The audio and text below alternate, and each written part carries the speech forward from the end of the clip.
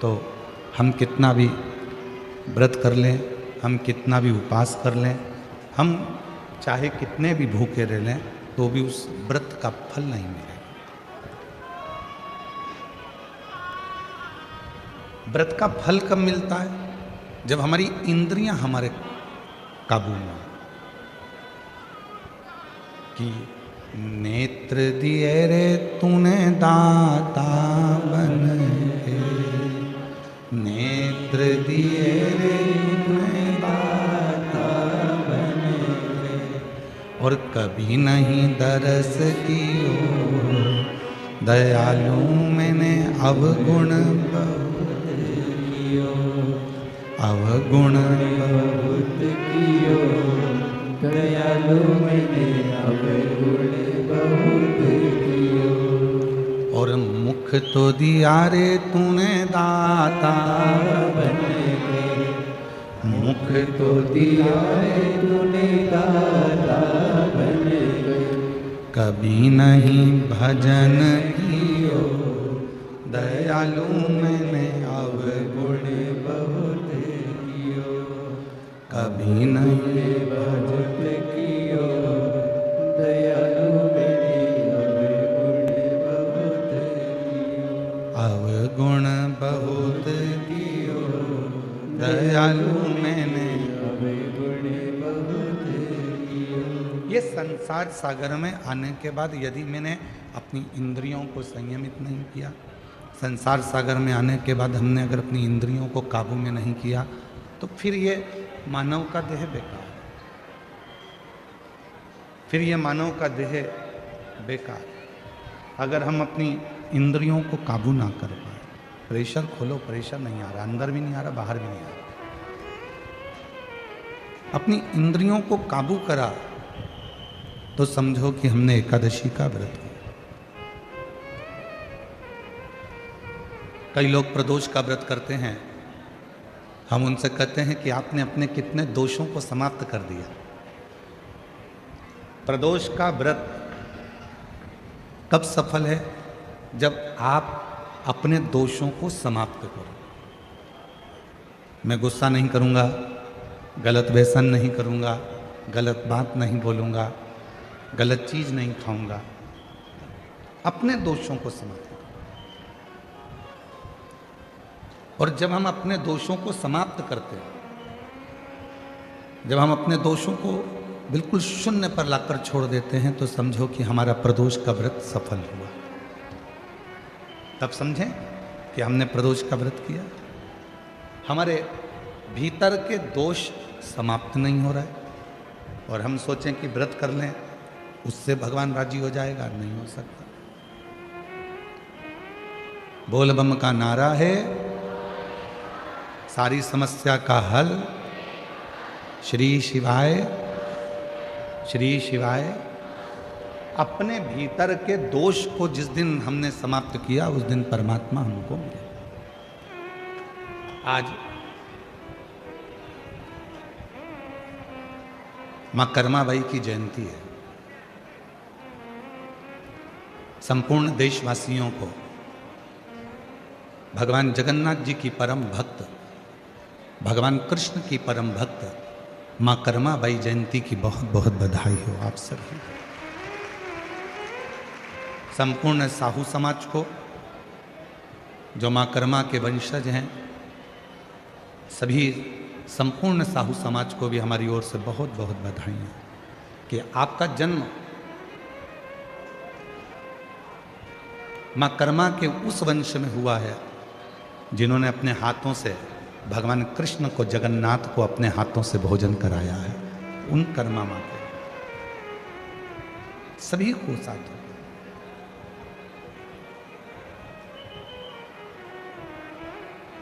भक्ति, विश्वास, ये दो चीजें हैं। कितनी भी भक्ति कर लो, कितना भी भजन कर लो, कितना भी कीर्तन कर लो, कितना भी मंत्र जाप कर लो, कितना भी स्मरण कर लो, अगर तुम्हारा विश्वास तुम्हारे परमात्मा के प्रति नहीं है, तो फिर तुम्हारा कीर्तन करना, तुम्हारा भजन करना, तुम्हारी भक्ति करना बेकार। पर यदि तुमने विश्वास पूर्ण कर लिया, उसके ऊपर संपूर्ण अपना जीवन का भार सौंप दिया, फिर तुम कहीं जाओ ना जाओ, वो परमात्मा तुम्हें स्वीकार कर ले। आज से 25 साल पहले का एक टीवी पर एड चलता था। 25 साल पहले, 20 साल पहले आप लोगों ने भी बहुत टीवी पर नाटक देखे होंगे, चित्रहार देखा होगा, और बहुत सारी वीडियो आती थी, मूवियाँ आती थी, सब देखते थे अलग अलग चैनल पर। ईमानदारी से बोलना, आपने भी ये वाला सवेरे सवेरे श्री यंत्र बेचने वाले भी टीवी पर ऐड देते थे, बोलो सही है कि गलत है?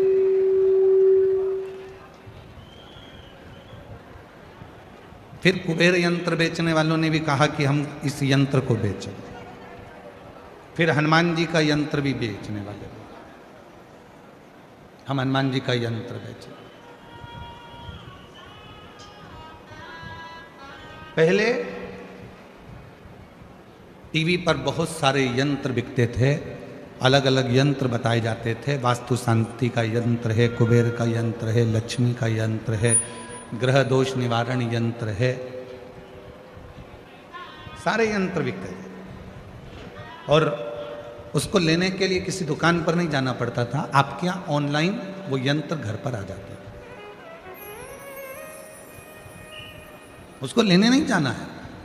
आपने टीवी पर ऐड देखा, मोबाइल पर फोन पर बात करी, हमको ये यंत्र चाहिए, और वो यंत्र तुम्हारे यहाँ आ जाता है।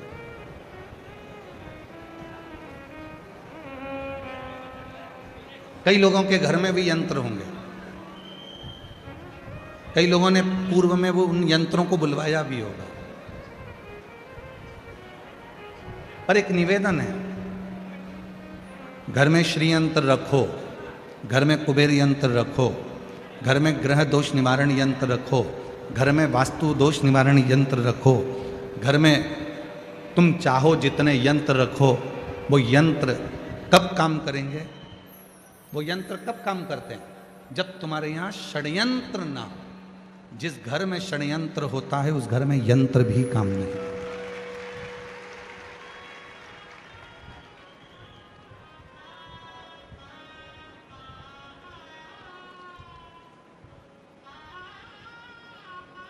इतना षड्यंत्र घर के अंदर चलता है, कोई ये भड़काएगा, कोई वो भड़काएगा, कोई कुछ कहकर जाएगा, कोई कुछ कहकर जाएगा, कोई कुछ बोल कर जाएगा। भाई भाई में षड्यंत्र चल रहा है, बहन भाई में षड्यंत्र चल रहा है, बहू सास में षड्यंत्र चल रहा है, देवरानी जेठानी में षड्यंत्र चल रहा है, पड़ोसी अड़ोसी धड़ोसी सब में षड्यंत्र चल रहा है। अब ईमानदारी से बोलो, इतने षड्यंत्र यदि घर में इतने षड्यंत्र चलेंगे तो कोई यंत्र तुम्हारे यहाँ काम करेगा? अरे बोलो तो जम के, नहीं कर सकते। षड्यंत्र घर में चलना बंद हो जाए, बहू सास का षड्यंत्र चलना बंद हो जाए, ननंद भाभी का षड्यंत्र चलना बंद हो जाए, बेटी माँ का षड्यंत्र चलना बंद हो जाए, बाप बेटे का षड्यंत्र चलना बंद हो जाए, भाई भाई का षड्यंत्र चलना बंद हो जाए, रिश्तेदारों का एक दूसरे के प्रति षड्यंत्र चलना बंद हो जाए। जो ये षड्यंत्र चलता है तो कोई यंत्र भी काम नहीं करता।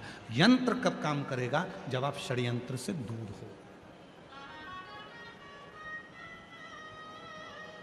भैया टीवी पर बात करी फोन लगा के, हमारे घर में शांति नहीं है, उसका यंत्र भेज दो। उसने ग्रह शांति का यंत्र भेजा, पर ग्रह शांति का यंत्र काम ही नहीं कर रहा, क्योंकि षड्यंत्र इतना ज्यादा हो रहा है। उधर से फोन आता है वो अपनी माँ को भड़का देते हैं, उधर से फोन आता है वो अपनी सास को भड़का देते हैं, उधर से फोन आता है वो अपनी बहू को भड़का देते हैं, उधर से फोन आता है वो अपनी बेटी को भड़का देते हैं। षड्यंत्र इतना चल रहा है कि ग्रह शांति यंत्र भी काम नहीं करता।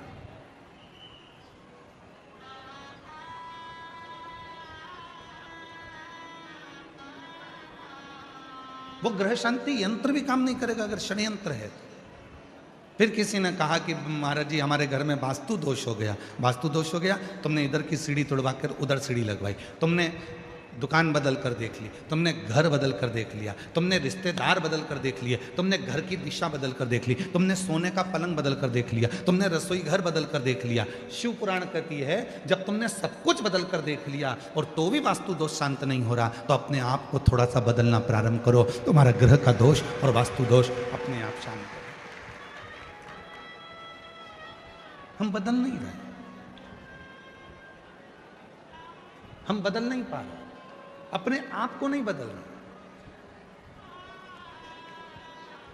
सास कहती है मैं नहीं बदलूंगी, बहू कहती है मैं नहीं बदलूंगी, बेटा कहता है मैं नहीं बदलूंगा, बाप कहता है मैं नहीं बदलूंगा। बदलेगा कौन? सियोर वाला महाराज बदलेगा कौन? बदलना तुमको पड़ेगा अपने घर को सही करने के लिए, श्रेष्ठ करने के लिए। अपने घर का सुख देखना चाहते हो तो अपने आप को बदलो, अपने आप। चंद्रमौली चंद्रशेखर चंद्रेश्वर चंद्रशेखर शिव महापुराण की कथा भुसावल में चल रही है। चंद्रशेखर सीखो, चंद्रशेखर शिव महापुराण की कथा से थोड़ा सा सीखिए कि चंद्रदेव सबको बदलना चाहते हैं। चंद्रदेव कहते हैं मेरी जो 27 पत्नियां हैं वो मेरे अनुकूल चले, और चंद्रदेव की 26 पत्नियां कह रही हैं कि आप हमारे अनुकूल तो चलो थोड़ा सा। दूसरे को झुकाने से पहले अपने आप को झुकना पड़ेगा।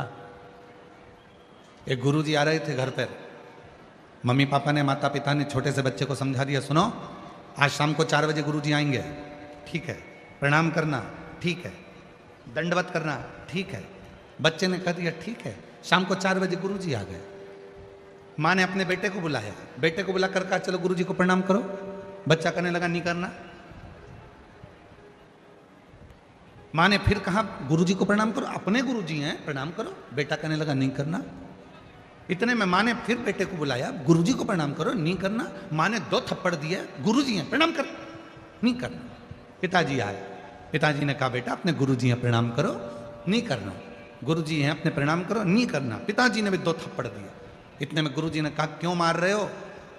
माता पिता बोले ये प्रणाम नहीं कर रहा। गुरुजी बोला नहीं कर रहा तो मत करने दो, तुम दोनों तो करो, तुम दोनों तो प्रणाम करो। और जैसे ही माता पिता ने झुककर प्रणाम करा, इतने में बच्चे ने साष्टांग दंडवत कर लिया।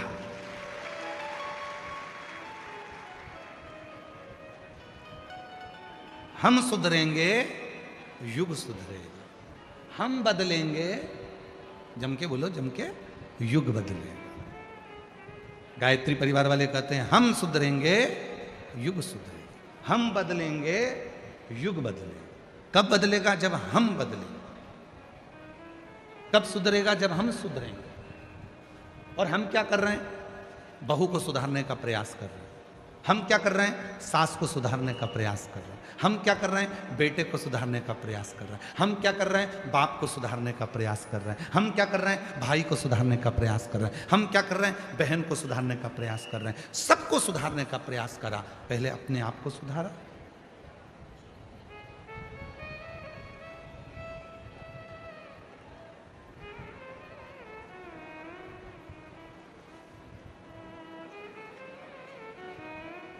एक प्रवचन देना सरल है, पर प्रवचन देने वाले को भी प्रवचन अपनी जिंदगी में उतारना कठिन है। कथा कहना सरल है, पर कथाकार को कथा अपने अंदर उतारना कठिन है।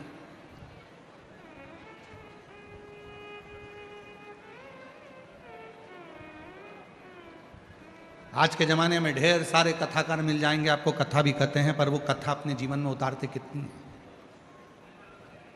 कितना उतारते हैं?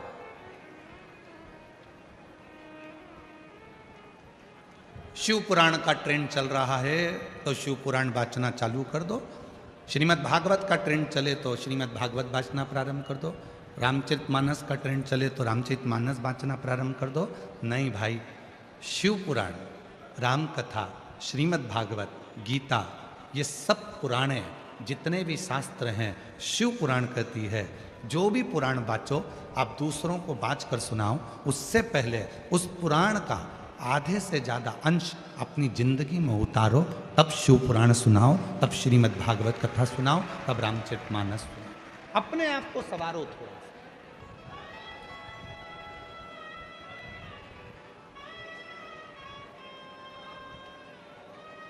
कितना सुंदर प्रसंग है। एक पंडित जी कथा सुनाने गए।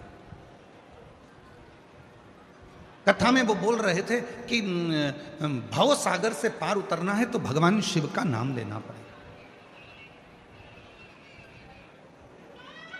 नमः शिवाय जपो, श्री शिवाय नमस्तुभ्यं बोलो, ओम नमः शिवाय जपो, पार उतर जाओ। 3 महिलाओं ने बात सुन ली और तीनों महिला सिर पे अपने माखन की मटकी, दूध की मटकी लेकर दूसरे गांव में दूध बेचने जाती थी। बीच में नदी पड़ती थी। तीनों महिला रोज नाव वाले को बुलाती थी, नाव वाले को थोड़ा सा पैसा देती और उस पार उतरकर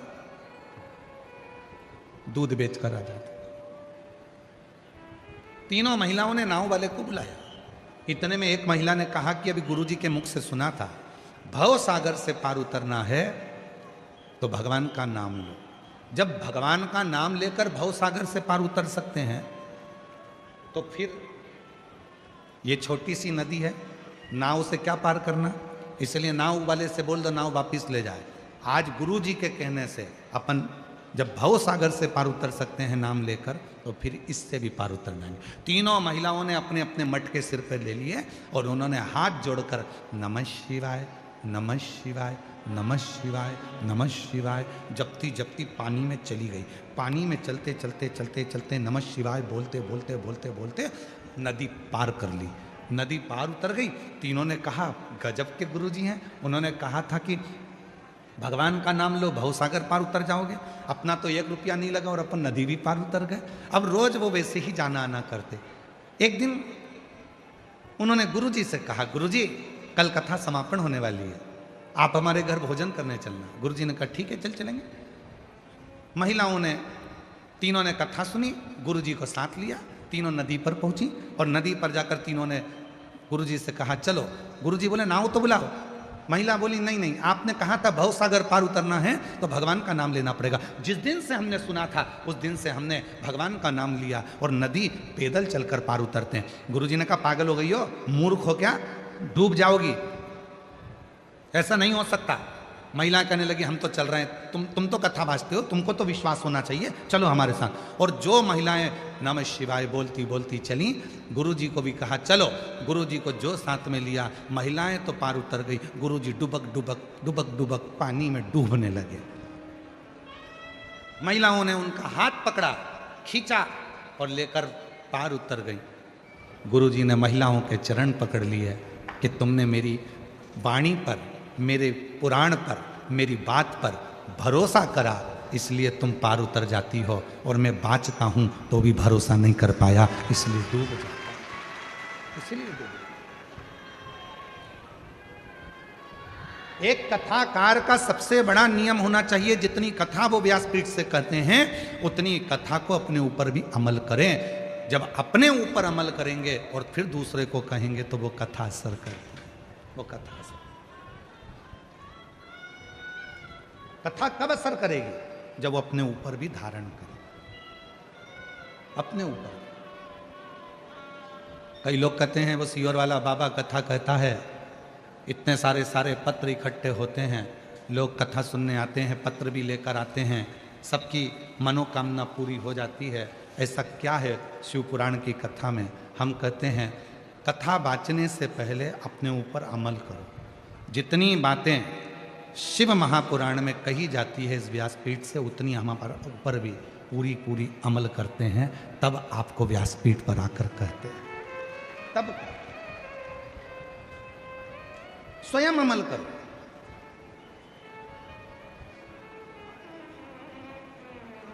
शिव पुराण कहती है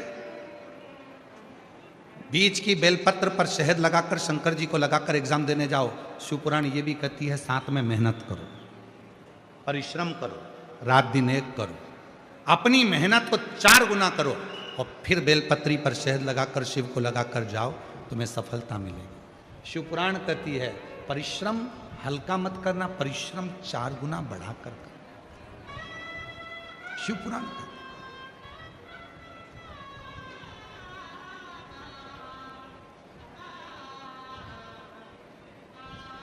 मेहनत करी आप लोगों ने यहां आने में, पार्किंग में गाड़ी रोक दी, सिर पर बैग रख लिया, लेकर चल दिए पैदल पैदल पैदल पैदल। परिश्रम करा आपने, मेहनत करी आपने, तो आप कथा के पंडाल तक पहुंचे हो। मेहनत नहीं करते तो यहाँ तक पहुंच नहीं पाते, घर पर रहते, अरे भैया इतनी भीड़, अरे भैया ट्रैफिक जाम, हमसे तो नहीं बनेगा, तो फिर नहीं जा पाते।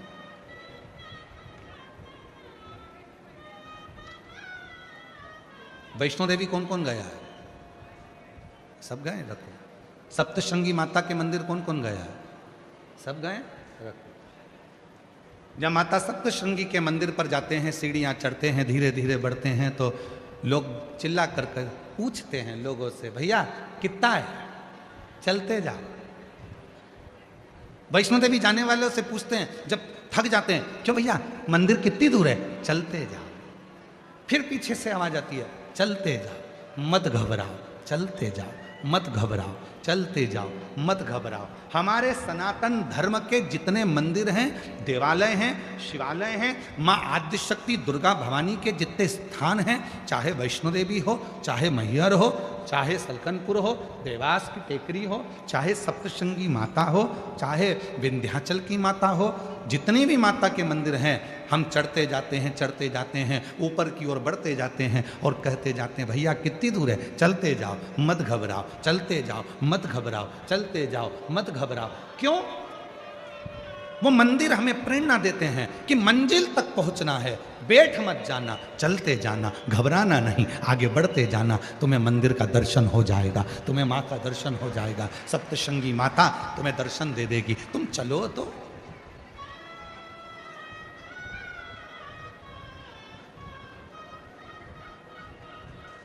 नूतन वर्ष आ रहा है,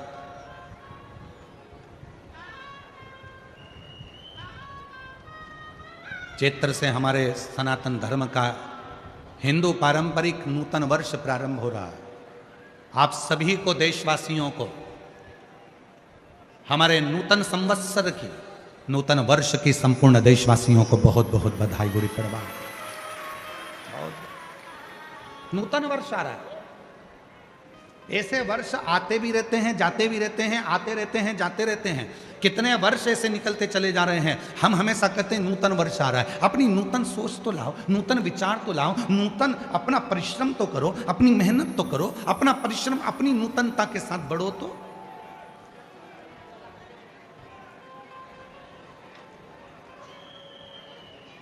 चलते जाओ, मत घबराओ, चलते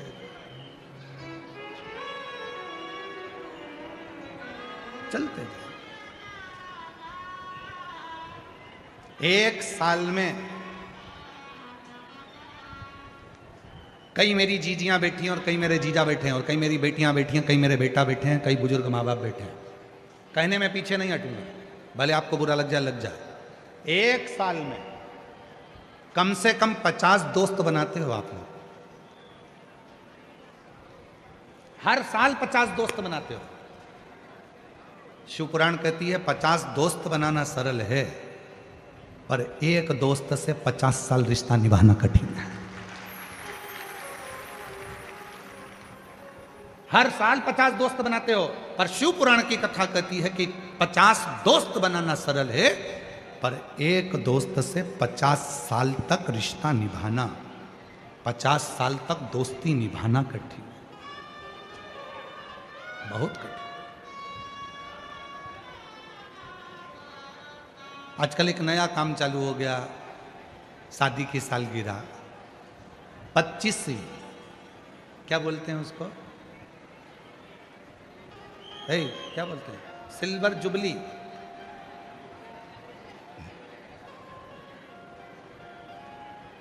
और फिर 50वीं गोल्डन जुबली। बरमाला पिना रहे हैं एक दूसरे को, घोड़ी पे चढ़ के आ रहे हैं, रिसेप्शन हो रहा है।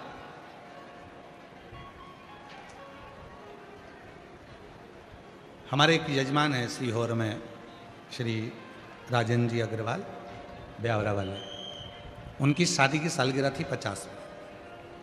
उनके बेटे रवि, रितेश, ये सब आए, कमलेश जी, शैलेश जी बैठे। उन्होंने कहा गुरुजी, हमारे काका जी की, ये रवि रितेश की पिताजी की शादी की सालगिरह है 50वीं, गोल्डन जुबली। हमने कहा बहुत बढ़िया, आपको बधाई हो, 50 साल शादी के हो गए। कहा हमारा मन है कि हम इसको इस तरह से मनाएं, शादी के फंक्शन जैसा। हमने कहा शादी के फंक्शन तो पूर्व में हो चुके हैं, अब मनाना है तो कहीं भगवान की कथा कराकर, कहीं भगवान का भजन कराकर, कहीं भगवान का स्मरण कराकर, कहीं रुक्मणी मंगल कराकर, कहीं कृष्ण मंगल की लीलाएं गाकर, फिर आप अपनी शादी की सालगिरह मनाएं।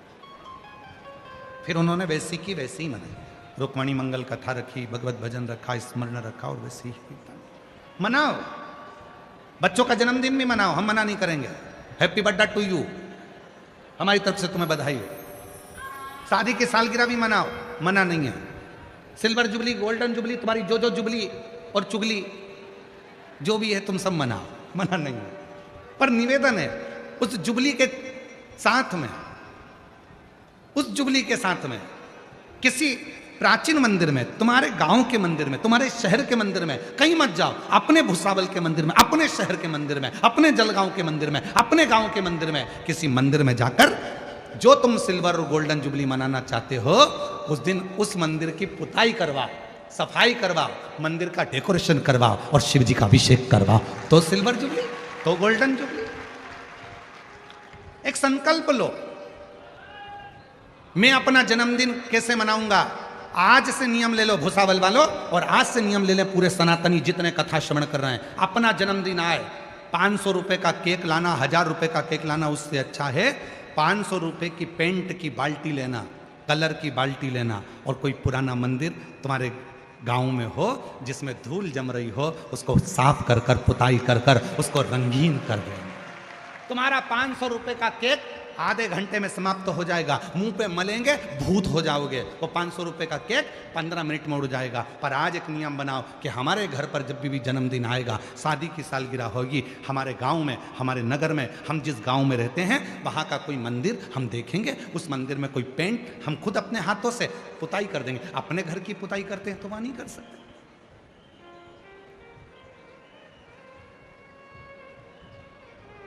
सफाई का भी एक दृष्टांत, एक कथा है बहुत अच्छी, देखो।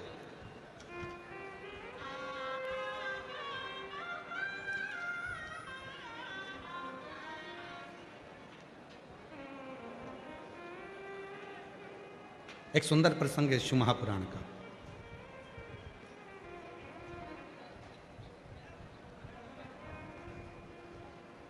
लिंग पुराण में ये वर्णन आता है, बड़े सुंदर प्रसंग को सुनिए। एक गांव में रहने वाला एक व्यक्ति था, लोग उसको प्रेम से शंभू कहते थे। बहुत भोला था, इतना भोला कोई बता दे ये काम कर लो तो वो काम कर ले, जो बोलो वो कर ले। बूढ़ी मां थी, एक बहन थी,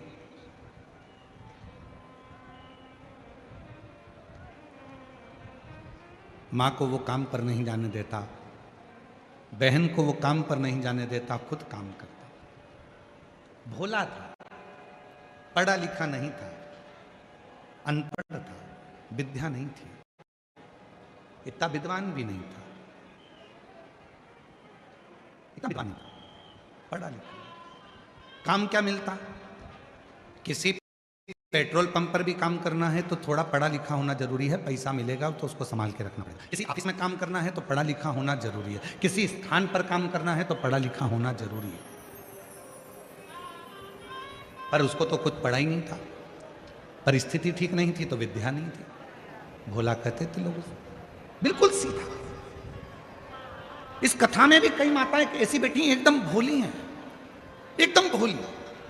कई बेटे इस कथा में ऐसे बैठे हैं बिल्कुल भोले, कई बहुएं इतनी भोली होती हैं कुछ नहीं, कौन षड्यंत्र रच रचने तो उसको कोई मतलब नहीं।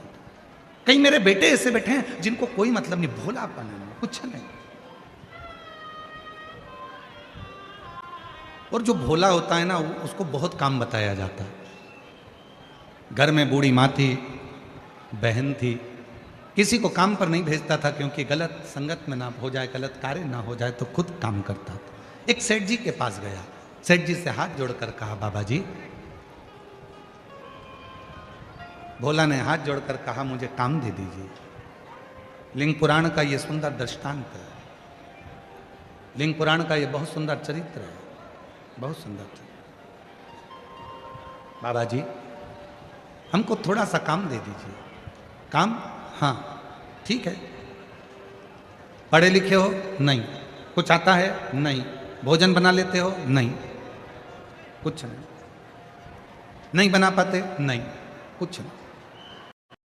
तो फिर एक काम करो, तुम हमारे घर में सफाई करना, तुम्हारे घर में पोछा झाड़ू करना, सफाई। ठीक है, झाड़ू पोछा कर लेंगे, सफाई कर लेंगे। और मैंने तेरे ही भरोसे बाबा, तेरे ही भरोसे हवा बिच उड़ती जागी, बाबा डोर हर तो छड़ी नामे कटी जागी, भोले मेरी पदम शंभु मेरी पदम, हवा बिच उड़ती जागी, बाबा डोर हर तो छड़ी नामे कटी जागी। बहुत भोला। एक काम करो, तुम हमारे घर की सफाई करो, झाड़ू लगाओ, पोछा लगाओ, हम तुम्हें भोजन देंगे, लेकर तनख्वाह देंगे, लेकर। ठीक, झाड़ू पोछा करना। हर हर झाड़ू कर रहा है, पोछा कर रहा है। एक दिन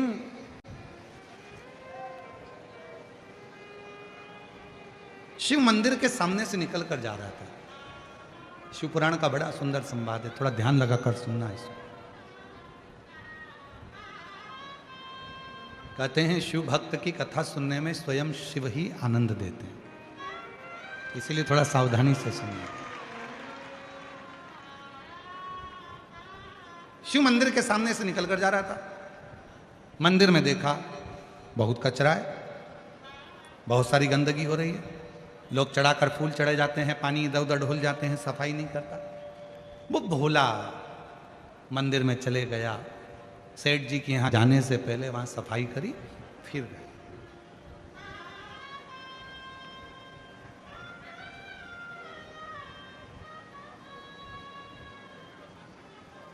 और सफाई का फल बहुत मिलता है।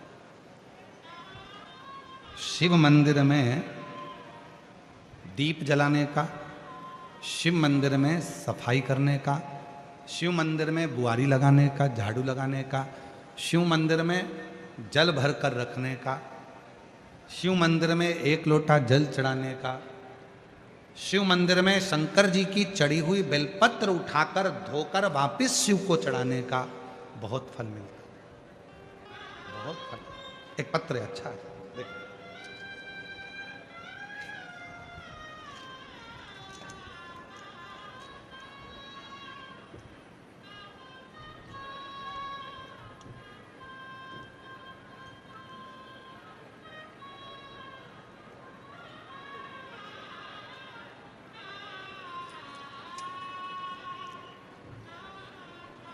मैं संजय पंडरीनाथ किरोचे, मैं शाहपुर जिला बुरहानपुर का निवासी हूँ। मेरा मोबाइल नंबर ये है, कहीं बैठे हों तो आ सकते हैं। मेरा बेटा रुपेश संजय किरोचे, उसकी तबीयत 26/1/2026 को अचानक से ख़राब हो गई थी। उसको सावदा ले गए, वहाँ सावदा के डॉक्टरों ने देखा कि फिर डॉक्टर ने संभाजी नगर औरंगाबाद ले जाने को बोला। बाबा मेरा बेटा 18 दिन तक वेंटिलेटर पर रहा, उसके छाती में एक गठान हो गई थी। बाबा कथा में जो शिवरात्रि का उपाय बताते हो, मंदिर में सफाई करने का बोलते हो, झाड़ू लगाने का बोलते हो, मैं नहीं जानता था कि झाड़ू लगाने से, पोछा लगाने से, मंदिर में जल चढ़ाने से क्या होता है। जब मेरा बेटा वेंटिलेटर पर पड़ गया, छाती में एक गांठ हो गई। डॉक्टर के हिसाब से वेंटिलेटर से उतरना कठिन था, पर केवल आपके प्रवचन में सुना था कि मंदिर की सफाई कर दो, झाड़ू लगा दो, तो हमारी जिंदगी की बहुत सारी उलझनें साफ हो जाती हैं। मुझे नहीं मालूम, रात्रि के 12 बज रहे थे। हॉस्पिटल के साइड में एक मंदिर था, उस मंदिर में बहुत सारा कचरा था। मैंने सब कचरे को अपने गमछे में, गमछा मतलब एक कंधे पर रखने वाला अंगोछा, उसमें रख लिया। सारा कचरा उठाकर ले जाकर मैंने एक कोने में डाल दिया। जितने दिन तक बेटा वेंटिलेटर पर था उतने दिन, 3 दिन तक लगातार मैं यही करता रहा। चौथे दिन डॉक्टर ने कहा तुम्हारे बेटे के जो हार्ट में गठान थी फेफड़ों में, वो गल चुकी है और अब तुम्हारा बेटा पूरा ठीक हो चुका। डॉक्टर अपना काम कर रहे थे, तुम अपना काम कर रहे थे। एक पत्र और देखो, बड़ा सुंदर है।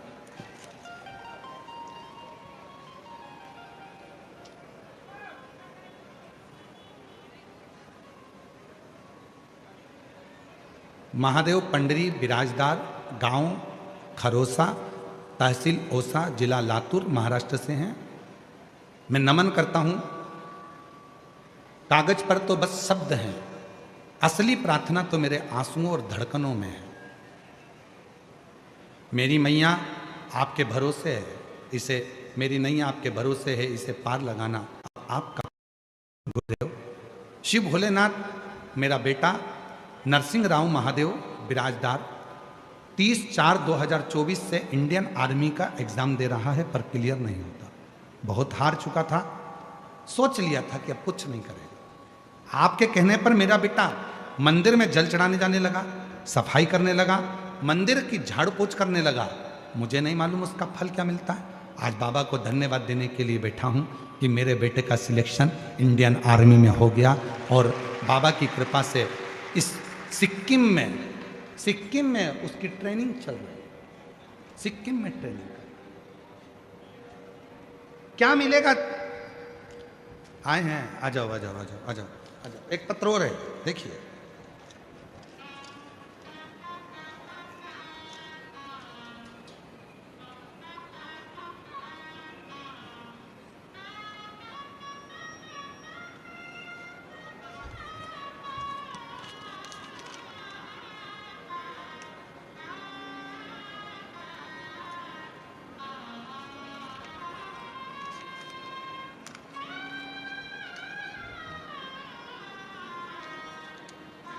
मैं राधा रमेश सानप, मेरा मोबाइल नंबर ये है। मैं जलगांव की निवासी हूँ। 2020 से मुझे 4th स्टेज का ब्रेन कैंसर हुआ। स्टेज देखिएगा कौन सा है ब्रेन कैंसर का? चौथा। आप ही हैं? आ जाओ, आ जाइए, आ जाओ। 4th स्टेज का कैंसर 2020 में हुआ। डॉक्टर ने कह दिया कि अंतिम समय है, ले जाओ। ब्रेन का कैंसर बहुत कठिन, ठीक हो नहीं सकते।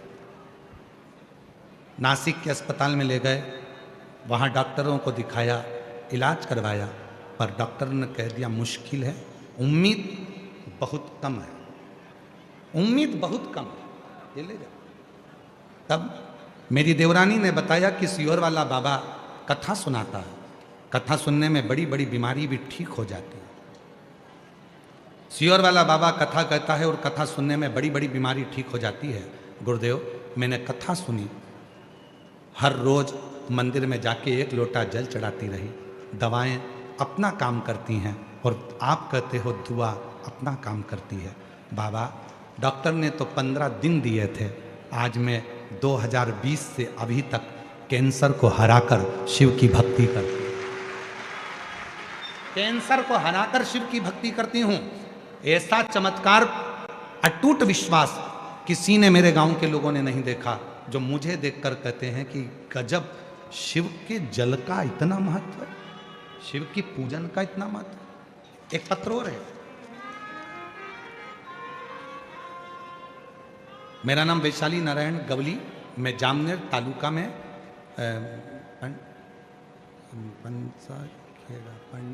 पंठास खेड़ा गांव से हूँ। मेरी माँ को कैंसर की बीमारी थी, डॉक्टर ने बताया कि 2री स्टेज का कैंसर है। हमने ऑपरेशन भी करा लिया, फिर भी आराम नहीं लगा। समय आया, डॉक्टर ने कह दिया इनकी जीभ निकालना पड़ेगी, जीभ काटना पड़ेगा, कैंसर बढ़ चुका है। तब किसी ने कहा कि वो सीहोर वाला बाबा कथा कहता है और उसके यहाँ का रुद्राक्ष पानी में गलाया जाए, वो पानी पिलाया जाए तो बच सकती है।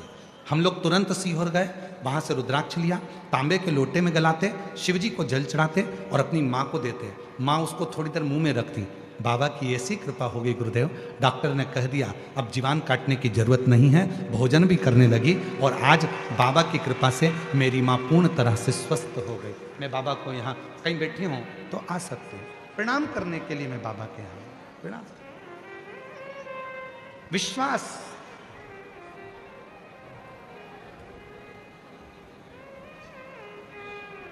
जो जैसी भावना, बोलो बोलो, आप भी बोलो, सब बोलो, जितने बैठे हो, बाहर बैठे, अंदर बैठे, जहां बैठे, छाता लगा कर बैठे, दुकानों में बैठे, चाहे गाड़ियों में बैठे, सब बोलो, जो जैसी भावना वो वैसा ही नहीं, खाली उसे लौटाया वो मन ही मन हर्ष और कर दिया माला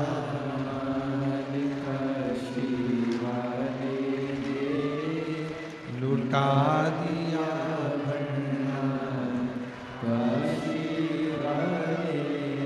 आप जिस भावना से आए, ये कथा तो कल सवेरे 8 बजे से 11 बजे तक भुसावल की भूमि पर कल कथा विराम हो जाएगी, टीवी पर वही 2 बजे से 5 बजे तक आएगी। पर जितने जयपुर वाले हैं, राजस्थान वाले हैं, राजस्थान में कथा का समय, कथा शिव पुराण थोड़ी कम सुनने में पहुंचती है, पर जितने जयपुर के आसपास वाले हैं, निवेदन है 20 मार्च से 26 मार्च तक 1 बजे से 4 बजे तक उस बाबा से पंडाल में बैठकर उससे झोली पसार कर प्रणाम कर कर विनय करो। ये मौका लगा, सुनो, बोलो।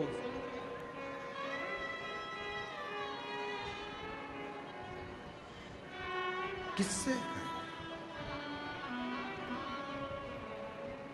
ऐसे दयालु नाथ से रिश्ता बनाए,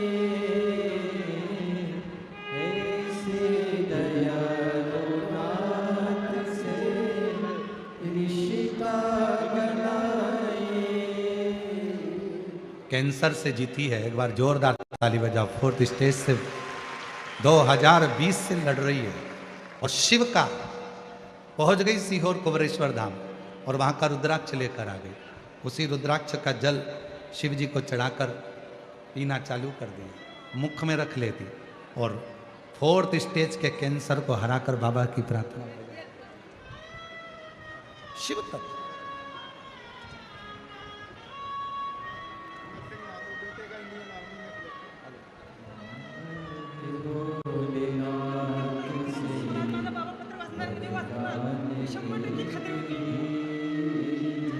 बेटे का इंडियन आर्मी में हुआ है, एक बार जोरदार ताली बजाकर एक ही बेटे को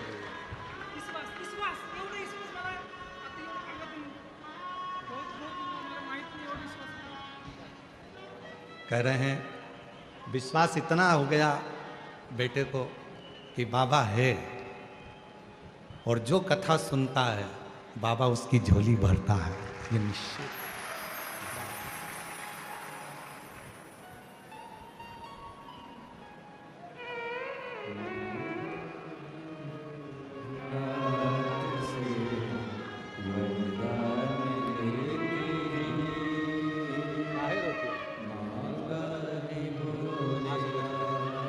आंसू पोछो, रोते नहीं, अच्छा खुश खुश जाओ, आंसू पोछो, अच्छे आंसू पोछो पहले, फिर बेलपत्र दूंगा, दोनों आंसू पोछो। अब तो ठीक हो गए, किसको हुआ था? अब ठीक है ना बेटा, फिर काहे रोना, अब तो बाबा अच्छा कर दिया है, बाबा पर भरोसा है।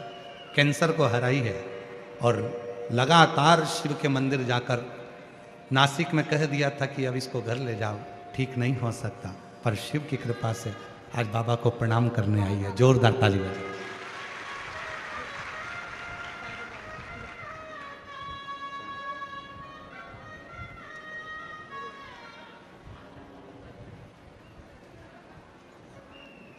महादेव नमन चरणों में स्वीकार कीजिए, सबका किया है मेरा भी उद्धार कीजिए, उद्धार कीजिए।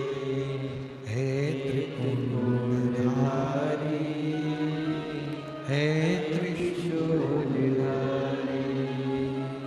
हे त्रिशूलधारी, हे त्रिशूलधारी। चरणों में तेरे बाबा जी पावन है चारों धाम।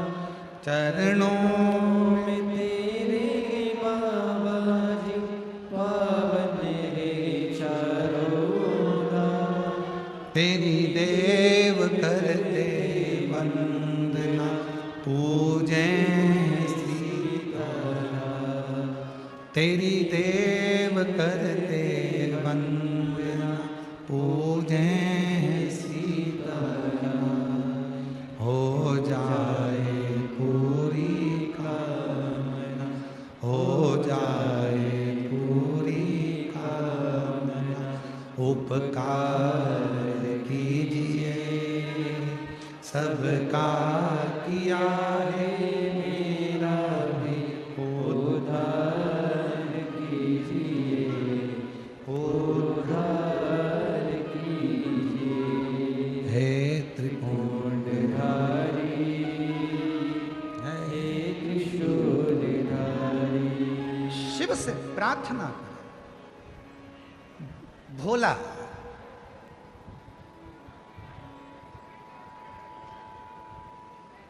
शंभू बहुत सारा। उसने देखा कि मंदिर में बहुत कचरा है, मंदिर में बहुत सारा थोड़ा गंदा हो रहा है। उसने सफाई करी, गया फिर अपने सेठ जी के यहाँ सफाई करने।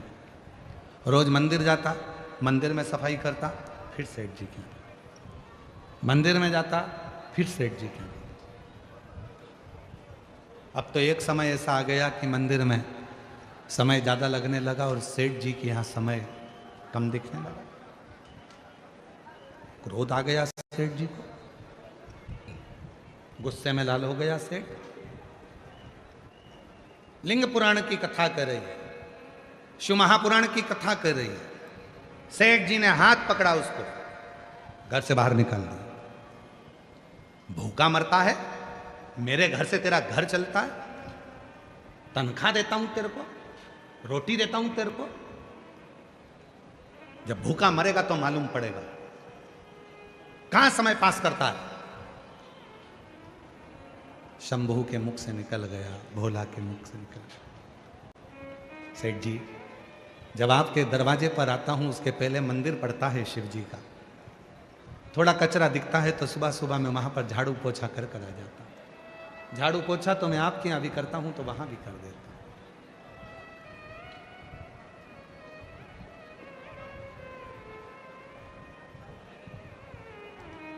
सेठ जी ने कहा तनख्वाह देता है मंदिर में कोई? मंदिर में कोई तुझे रोटी देता है? नहीं सेठ जी, तनख्वाह तो आपके यहां से मिलती है, वहां तो बस फ्री में पोछा लगाकर झाड़ू लगाकर आ जाता हूं। जब वहां कोई मंदिर में तनख्वाह नहीं देता, तुझे कुछ नहीं देता, तो झाड़ू पोछा क्यों करता है? कल से मंदिर गया तो यहां मत आओ, काम पूरा कर। उसने हाथ जोड़कर कहा सेठ जी ठीक है। दूसरा दिन फिर हुआ, उसका मन नहीं माना, मंदिर में थोड़ा और जल्दी उठकर चले गए। अब सेठ जी का भी काम करता है, वहां का भी काम करता है। एक दिन सेठ जी ने देख लिया मंदिर जाना नहीं छोड़ा, चले जाता है, मक्कारी करता है मेरे यहाँ की। और सेठ जी ने धक्के मारकर निकाल दिया। शंभू भोला आज घर पर गया, भूखी थी माँ बहन, आज कुछ लाए नहीं? शंभू नहीं। भोला कुछ लाया नहीं? नहीं। क्यों? सेठ जी ने काम से निकाल दिया। क्यों? मंदिर जाता था, झाड़ू पोछा कर देता था, फिर सेठ जी के यहाँ चले जाता था। सेठ जी को अच्छा नहीं। अब क्या करेगा? भोला के मुख से निकल गया, सेठ जी के यहाँ करता था तो सेठ जी तनख्वाह देते थे, शंकर जी के यहाँ करता हूं तो शंकर जी तनख्वाह देंगे।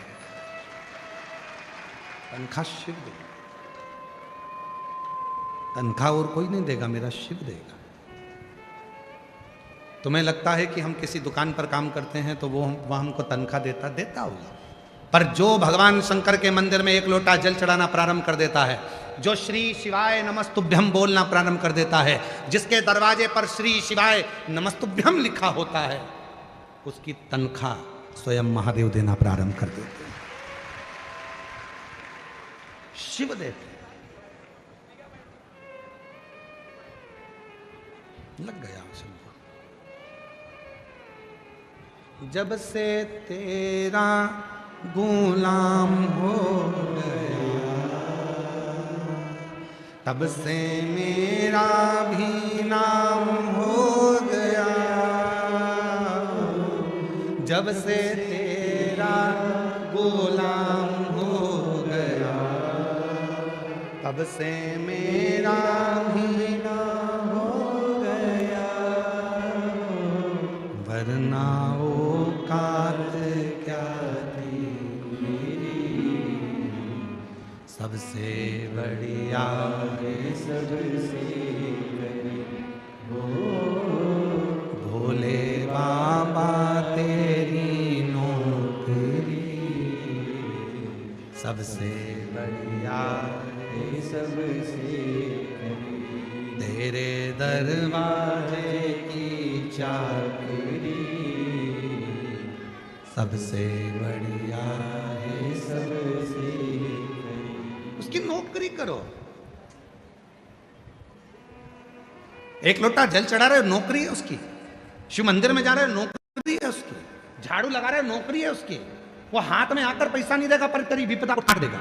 वो हाथ में आकर तनख्वाह नहीं देगा पर तेरी आने वाली विपदा को, तेरे आने वाले दुख को समाप्त कर देगा। वो भले तेरे अकाउंट में पैसा नहीं देगा, याद रखना, दूसरे के यहां नौकरी कर रहे हो तो तुम्हारे बैंक का बैलेंस बढ़ रहा है, पर शिव के दरवाजे की नौकरी कर रहे हो तो तुम्हारी आनंद का बैलेंस बढ़ रहा है।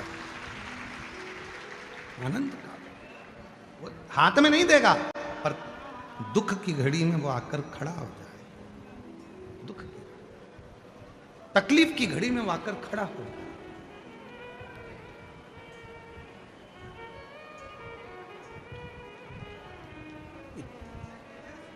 और वो तकलीफ की घड़ी में जब वो आता है, दुख की घड़ी में जब वो आता है, ये इतने जो पत्र हैं, आप पत्रों का ढेर देखोगे तो इतना, हर कथा में पत्रों का ढेर लगता। आप देखो पत्रों का ढेर, देखिए ये तो आज के पत्र हैं इसलिए हम इसको इधर रख ले। पत्र दो जरा, और बहुत सारे पत्र तो हम पढ़ ही नहीं पाते। पत्र लाइए।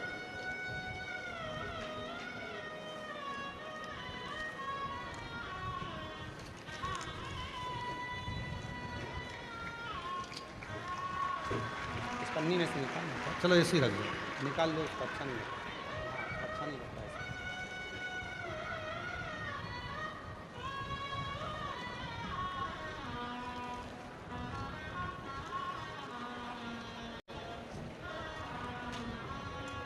तो एक जन ही खड़े पकड़, एक जन यहीं खड़े पकड़।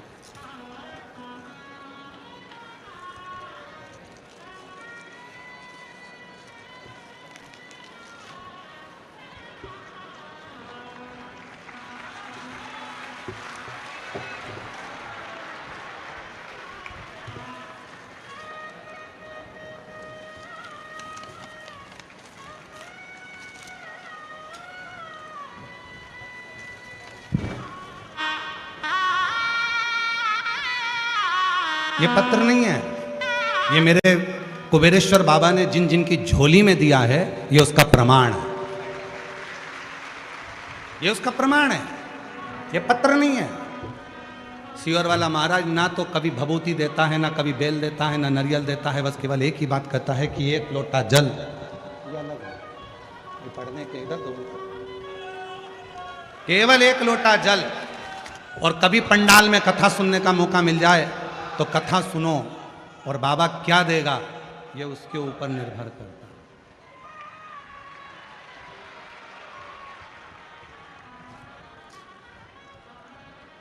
ये पत्र है, और ये पत्र नहीं, ये विश्वास है शिव का, शिव भक्तों का। और आज भी इस भुसावल की पवित्र धरा पर कहकर जा रहे हैं, अगर दिल से कथा सुनी है तो 3 महीने में पत्र व्यासपीठ पर तुम्हारा भी आए। ये पत्र है।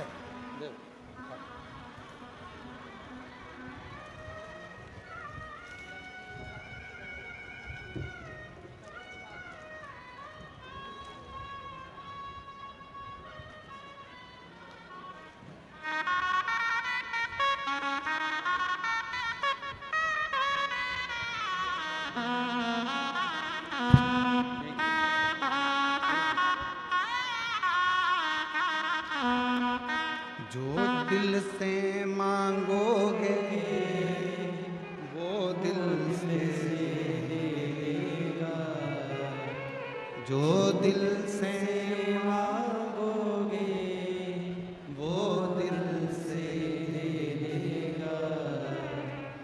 मेरा भोला भंडारी है, खाली झोली भर देगा।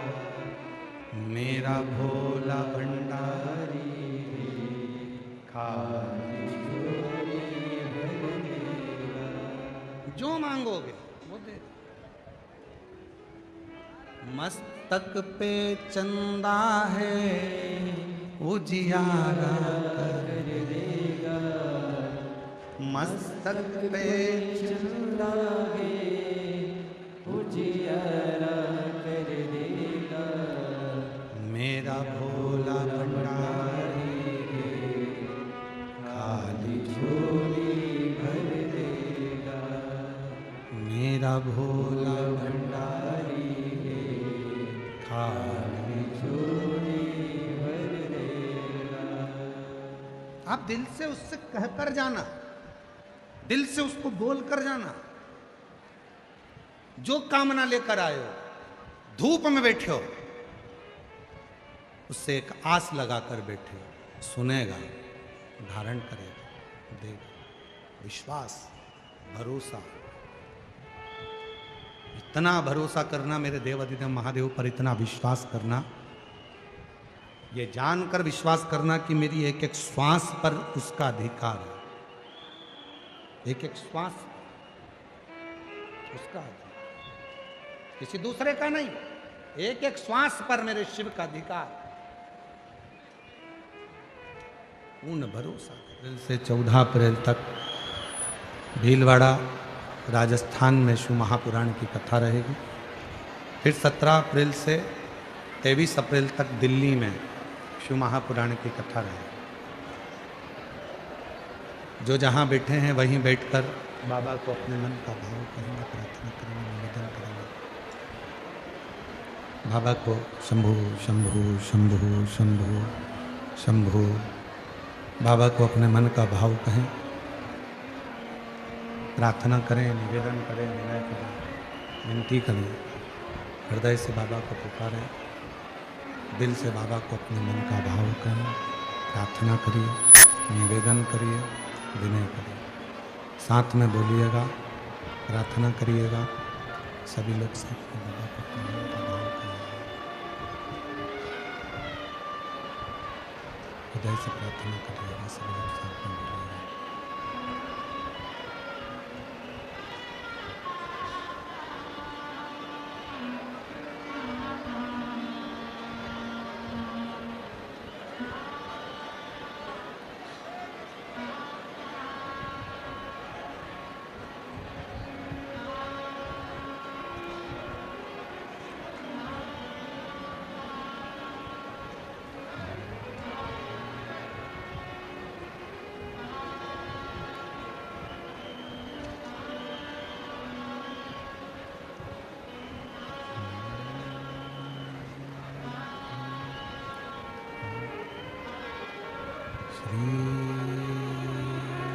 शिवाय नमस्तु श्री शिवाय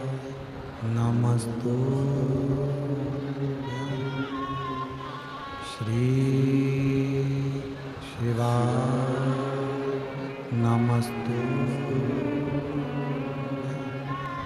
श्री शिवाय नमस्तु श्री शिवाय नमस्तु भोला सब दुख काटो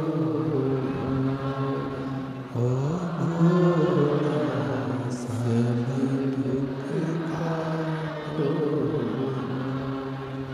शिव शंकर जपो तेरी माला भोले बाबा जपो तेरी माला भोला सब दुख काटो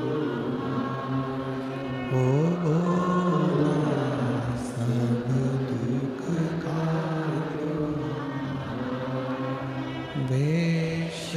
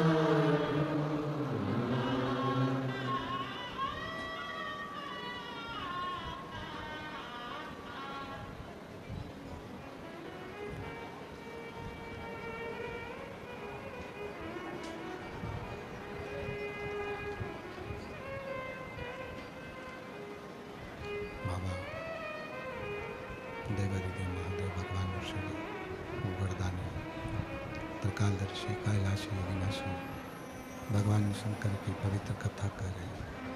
शिव महापुराण की कथा वर्णन कर रहे हैं। भगवान देवादिदेव महादेव का पवित्र चरित्र कह रहा है, शिव तत्व कह रहा है, बाबा की पवित्र कथा कर रहे हैं। शिव महापुराण की कथा वर्णन कर रहे हैं। भोला शंभू शिव जी के मंदिर की झाड़ू पोछा करने लगा। भगवान शंकर के मंदिर पे झाड़ू लगाने लगा, पोछा करने लगा। शिव मंदिर की झाड़ू लगाता है। ठीक है बेटा,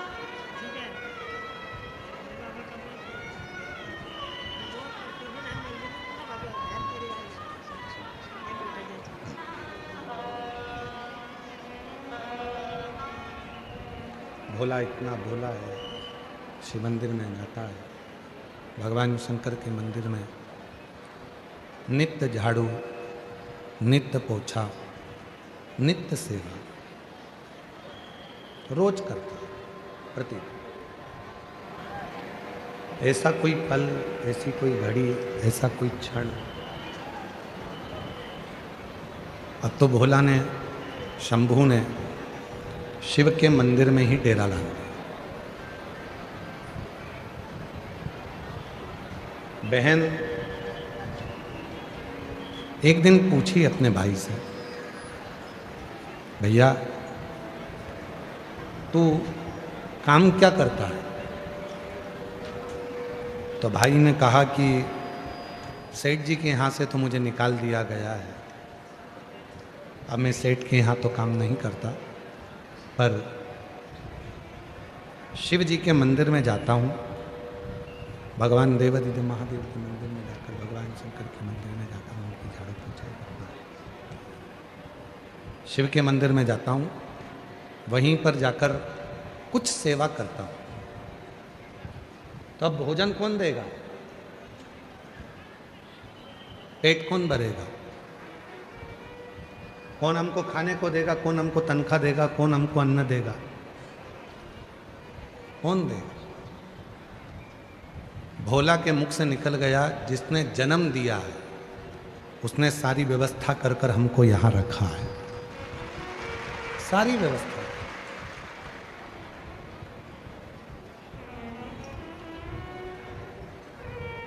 उसी से कहें, किसी दूसरे को तो कह नहीं सकते।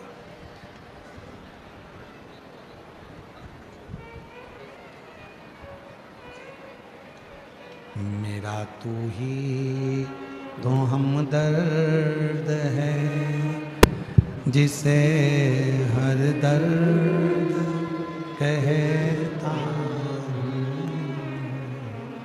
मेरा तू ही तो हमदर्द है, जिसे हर दर्द कहता हूँ। दुनिया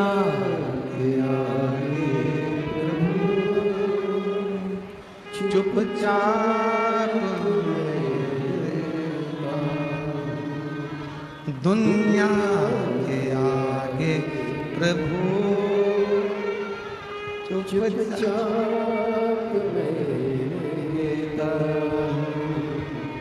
मेरा तू तो हमदर्द जिसे हर दर्द कहता शंभू तो हमदर्द जिसे हर दर्द। किससे कहें? उससे ना कहें जब परमात्मा के सामने जाकर कहेंगे। दुनिया के लोगों को लगता है कि शिव जी को एक लोटा जल चढ़ाना, मंदिर जाना, ये थोड़ा सा दुनिया के लोगों को लगता है कि कठिन है, पर शिव महापुराण की कथा कहती है, भगवान शंकर का चरित्र कहता है, जो शिव जी के मंदिर में जाकर एक लोटा जल समर्पित करता है, वो अपने दिल की बात अपने देव अधिदेव महादेव से हृदय से कहता है। केवल जल जल नहीं है, एक लोटा जल सारी समस्या का हल है। केवल जल नहीं है, ये तुम्हारा कल बदलेगा। केवल जल नहीं है, तुम्हारा आने वाला कल, शिव को चढ़ाया गया जल एक दिन आने वाला कल बदलेगा जब। और उस दिन तुमको समझ में आएगा कि हमने भगवान को एक लोटा जल चढ़ाया तो उसका फल कितना फल है उसका लाभ कितना मिलता है, ये उस दिन समझ में आएगा।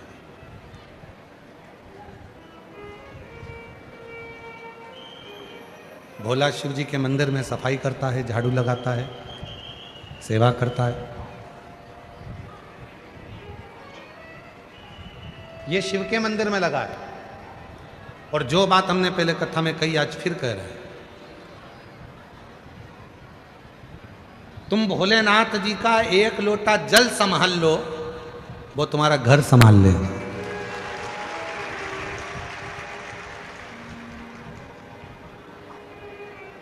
तुम एक लोटा जल संभाल लो, तुम बाबा का एक लोटा जल संभालो, बस उसके मंदिर जाना चालू कर दो, वो तुम्हारा घर संभाल लेगा।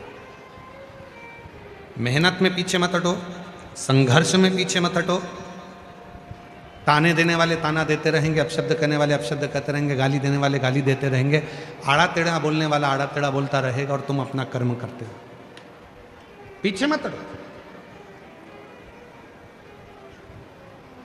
मेरे शिव ने, भोला ने मंदिर संभाला, शिव जी ने उसका घर संभाला। 4 दिन के भूखे थे माँ और बहन। जब 4 दिन की भूखी माँ और बहन सोच रही है, विचार रही है कि भाई तो शिव जी के मंदिर में लग गया, हमारा भोजन कौन देगा? और प्रभु आपकी कृपा से सब काम हो रहा है। भोले आपकी कृपा से सब काम हो रहा है। करते हो भोले बाबा मेरा नाम हो रहा है। करते हो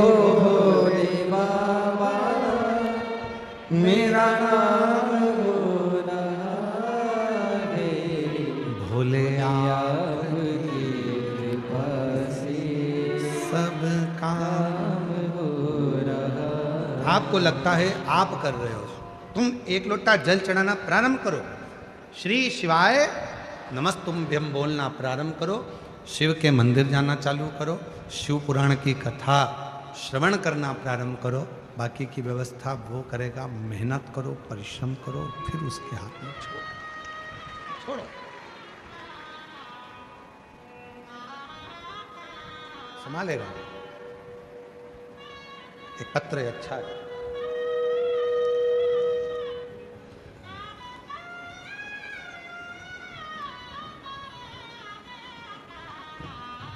मैं सो मालती बाई सुतार, रसलपुर तहसील रावेर जिला जलगांव, मेरा मोबाइल नंबर ही है। गुरुजी, एक लोटा जल सारी समस्या का हल। जिनके पत्र पढ़े जाते हैं अगर वो बैठे हों तो हाथ हिला सकते हैं या आ सकते हैं। मैं सो मालती बाई सुतार, रसलपुर तहसील सावेर जिला जलगांव, मेरा मोबाइल नंबर ही है। आप कहते हैं एक लोटा जल सारी समस्या का हल। मेरी बेटी कुंवारी दीपाली सुतार 2021 से सरकारी नौकरी की तैयारी कर रही थी, लेकिन कुछ भी अंकों से उसका रिजल्ट रुक जाता था। फिर मेरी बहन ने कहा, सीहोर वाले बाबा की कथा टीवी पर आती है, तू सुना कर, और जो उपाय बताते हैं वो करा कर। फिर हमने कथा सुननी चालू की और मेरी बेटी ने पूरी श्रद्धा के साथ पशुपति व्रत किया और एक लोटा जल नियम से शुरू किया। बेटी आपके कहे अनुसार बाबा पर अटूट विश्वास रखने लगी, मेहनत करने लगी। आप कहते हो कि अपनी मेहनत को 4 गुना करो। मेरी बेटी ने कह दिया, अब सीहोर वाला बाबा बोला है तो इतना पढ़ूंगी और इतनी मेहनत करूंगी कि रिजल्ट अच्छा आएगा। और मेरी आर्थिक स्थिति भी ऐसी नहीं थी कि मैं उसे आगे पढ़ा सकूं, और हमारी कई पीढ़ियों में किसी को भी गवर्नमेंट जॉब नहीं थी। पर भोले बाबा की ऐसी कृपा हो गई कि 26/7/2024 को पटवारी के पद पर मेरी बेटी का सिलेक्शन हो गया। आज मैं बाबा को यहाँ धन्यवाद देने के लिए आई हूँ। मेरी बेटी पटवारी बन गई। अगला पत्र है, मेरा नाम सो जनाबाई जयराम कुम्हार, मैं उत्तरायण तहसील एरोंडोल जिला जलगांव की रहने वाली हूँ। मेरा मोबाइल नंबर ये है। बाबा, मेरा बेटा सरकारी नौकरी के लिए बहुत प्रयास करता था। मुझे मालूम पड़ा कि सीहोर वाला बाबा महाराज कथा करता है और वो कथा सुनने से मन की इच्छा पूरी होती है। जो कथा के पंडाल में पहुंचता है, जो मांगता है वो मिलता है। फिर मैंने टीवी के माध्यम से कथा सुनना प्रारंभ किया। मेरी बहुत इच्छा थी कि मैं पंडाल में बैठकर कथा सुनूं और मेरे बेटे के लिए कुछ मांगूं। तो मैं जलगांव चली गई। जलगांव में बड़नगरी फाटा पर कथा हो रही थी। मैं वहाँ बैठी और बाबा से प्रार्थना करी और बाबा की कृपा ऐसी हुई कि मेरे बेटे ने SSC GD की परीक्षा पास कर ली और मेरे बेटे का BSF सीमा सुरक्षा बल में नियुक्त हो गया। उसका मैं फोटो भी लगा रही हूँ, कहीं बैठी हो तो आ सकती हैं। अगला पत्र है, मेरा नाम सो किरण चंद्रशेखर धुले, मेरे पति का नाम चंद्रशेखर धुले, मैं अमरावती महाराष्ट्र से हूँ। गुरुदेव, 2004 में मेरे पति के नौकरी के लिए 16 सोमवार का व्रत किया, पशुपति व्रत किया और शिवजी की कथा टीवी पर सुनना प्रारंभ करी। बाबा ने ऐसी कृपा कर दी, मेरे पति की सरकारी नौकरी ST में महामंडल में लग गई। फिर मैंने अपनी बेटे ने इंजीनियरिंग कर रखा था, उसके लिए भी मैंने नौकरी के लिए करा। बेटे की प्राइवेट नौकरी लगी पर उसका मन नहीं लगा। जब मन नहीं लगा तो उसने फिर नौकरी को छोड़ा और सरकारी नौकरी को तैयारी करी। आप कहते हो मेहनत 4 गुना कर, मेरे बेटे ने आपका कहना मानकर मेहनत को 4 गुना करा और बाबा की कृपा से उसका गवर्नमेंट बैंक में सरकारी नौकरी लग गया। फिर मेरी बेटी के लिए मैंने बेटी एग्जाम दे रही थी, क्लियर नहीं हो रहा था और बेटी ने भी फिर पढ़ाई दम से करी और बाबा की कृपा से उसका भी सिलेक्शन गवर्नमेंट बैंक में हो गया।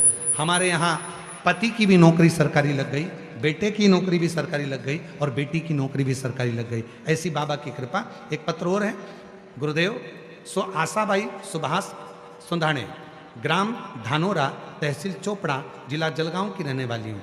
मेरी पोती कुमारी गायत्री भागीरथ सब को नीट की परीक्षा देती थी, क्लियर नहीं होता था। मेरी बेटी को किसी ने, सहेली ने बताया, सीहोर वाला बाबा कथा कहता है, अगर पंडाल में जाकर मांगा जाए और वहाँ की मिट्टी लाई जाए तो कार्य होता है। मेरी दादी को मुझे जाने को कहा और मैं पहुँच गई। और पंडाल में बरहानपुर में जाकर मैंने विनती करी, वहाँ मिट्टी को नमन किया और बाबा से कहा मेरी पोती का सिलेक्शन नीट एग्जाम में हो जाए। आज बाबा को धन्यवाद देती हूँ कि मेरी बेटी डॉक्टर बन रही है और बाबा की कृपा से डॉक्टर की पढ़ाई कर रही है। मेरी बेटी ने नीट क्लियर कर लिया। मैं बाबा को यहाँ धन्यवाद देने के लिए आई हूँ। अगला पत्र है, मैं पंडरी बिराजदार गांव खरोसा तहसील ओसा जिला लातूर महाराष्ट्र से हूं। गुरुदेव, मेरा बेटा 3 साल से सरकारी नौकरी की तैयारी कर रहा था, लेकिन नौकरी नहीं लग रही थी। तब भोलेनाथ ने मेरे बेटे को, बाबा ने ऐसी कृपा करी, उसने जल चढ़ाना प्रारंभ करा और बाबा की कृपा से आज मेरा बेटा इंडियन आर्मी टेक्निकल के पद पर नियुक्त हो गया। मैं बाबा को यहाँ प्रणाम करने के लिए आई हूँ। ऐसे ढेर पत्र शिव के, ढेर। कितना विश्वास। दुनिया को लगता है एक लोटा जल है, नहीं, वो तुम्हारा आने वाला कल बदल देगा। वो एक लोटा जल तुम रोज मंदिर जाओ, रोज बाबा को चढ़ाओ, दिल से प्रार्थना करो, विनय करो, निवेदन करो। जब बाबा से आप दिल से प्रार्थना करोगे, निवेदन करोगे, तो बाबा सुनेगा जी, सुनता जी।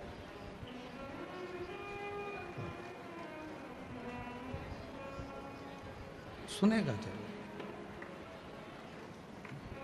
मेरा तू ही तो हमदर्द है, जिसे हर दर्द कहता हूँ। मेरा तू ही तो हमदर्द है, जिसे हर दर्द। भोला शिव के मंदिर को संभाल रहा है, शंकर भगवान के मंदिर में सेवा कर रहा है, चाकरी कर रहा है। शिव के मंदिर में सेवा में लगा हुआ, चाकरी में लगा हुआ, और उसका घर देवादिदेव महादेव, उसका घर भगवान शिव संभाल रहा। आप उसके आश्रित तो हो।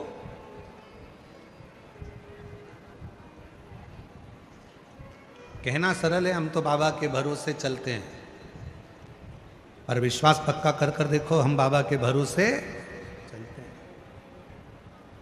दृढ़ी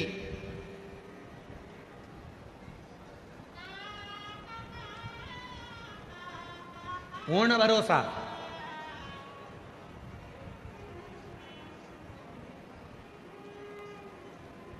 सीहोर वाले महाराज को सुनने के लिए नहीं आए हो आप उस देवादिदेव महादेव से बात करने के लिए। सीहोर वाले महाराज को सुनने के लिए तो तुम टीवी के सामने भी बैठ सकते हो, पर पंडाल में यदि आए हो तो अपने बाप से, अपने पिता से, अपने दिल की बात कहने के लिए आए हो, अपने मन की बात कहने के लिए, अपने बाप से शंभू, अपने बाप से, अपने पिता से मन की बात कहने के लिए, हृदय की बात करने के लिए, अपने बाबा से अपने मन की बात करने के लिए।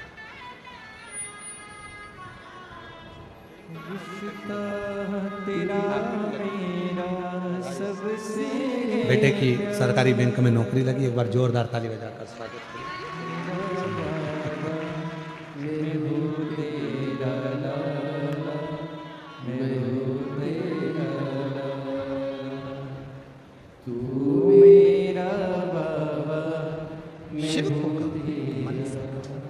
जब हम दिल से बाबा को अपने मन का भाव करते हैं, प्रार्थना करते हैं, विनय करते हैं, निवेदन करते हैं, विनती करते हैं, तो बाबा उसको स्वीकार जरूर करता है, स्वीकार करता है।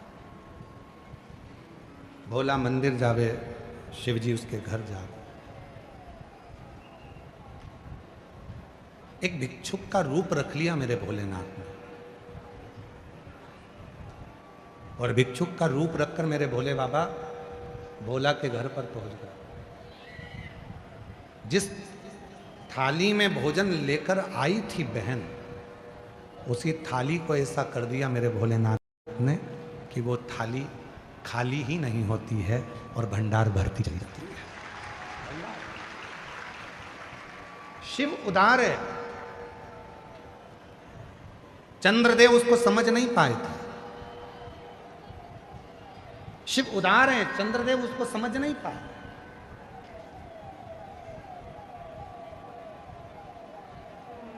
और केवल चंद्रदेव ने भगवान शिव का अपमान नहीं करा, शिव जी का अपमान करा चंद्रदेव ने, तो शिव ने स्वीकार कर लिया, कोई बात नहीं, अपमान हुआ है, कोई बात नहीं, कोई बात।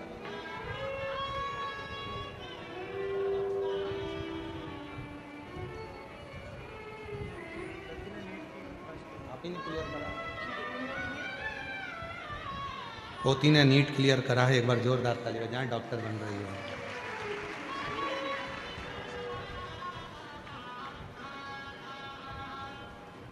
चंद्रदेव शिवजी का अपमान करे भरी सभा में, तो भगवान शंकर ने फिर भी स्वीकार किया, कोई बात नहीं है, अपमान किया है, कोई दिक्कत नहीं है, हो गया। पर एक समय ऐसा आया,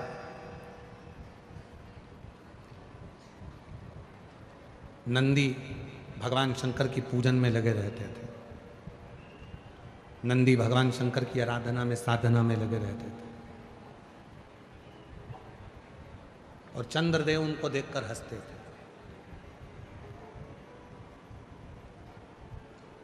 जिस पर दुनिया हंसी है उसी ने कमर कसी है, उसी ने कमर कसी है। जिस पर दुनिया हंसी है, लोग कहें तो तेरा ऐसा हो ही नहीं सकता, तो भरोसे से कहो मैं मेहनत करूंगा और करके बताऊंगा ये होगा। तेरी सरकारी नौकरी नहीं लग सकती, कैसे नहीं लग सकती, मेहनत करूंगा, परिश्रम करूंगा, रात दिन एक कर दूंगा, और शिव जी पे एक लोटा जल चढ़ाऊंगा, लगेगा। परिश्रम, मेहनत। नंदी पर हंसते थे, खूब हंसते थे, नंदी पर हंसा करते चंद्रदेव। और चंद्रदेव जब नंदी पर हंसते,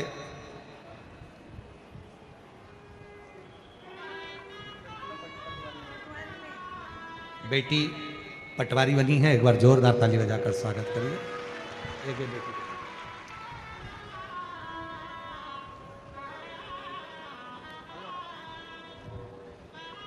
चंद्रदेव नंदी पर हंसते थे, नंदी भगवान शिव की साधना में, नंदी भगवान शंकर की आराधना में लगा।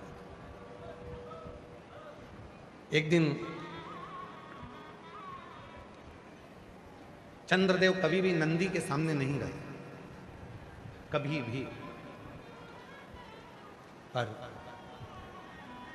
आज जब नंदी भगवान शिव की पूजन की तैयारी कर रहा था, भगवान शंकर के पूजन की तैयारी जब नंदी कर रहा था, तब चंद्रदेव वहां आ गए। जो लोग 16 सोमवार का उपवास करे हैं उनको मालूम है।